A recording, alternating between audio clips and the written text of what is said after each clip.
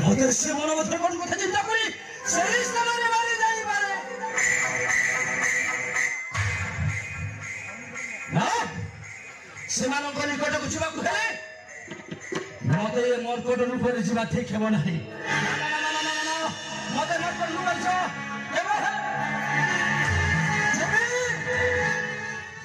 ସେମାନଙ୍କ ପରିଚୟ ମୁଁ ନିଶ୍ଚୟ ସେମାନଙ୍କ ନିକଟକୁ ଯିବାକୁ ହେଲେ ମତେ ଏ ମର୍କଟ ରୂପକୁ ପ୍ରଥମେ ଗୋପ୍ୟ କରିବାକୁ ମର୍କଟ ରୂପକୁ ଗୋପ୍ୟ କରି ଏକ ଦିନହୀନ ଦରିଦ୍ର ବ୍ରାହ୍ମଣ ରୂପ ଧାରଣ କରିବାକୁ ହେବ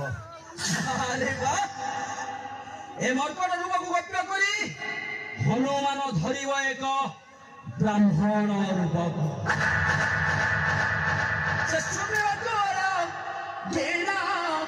हनुमान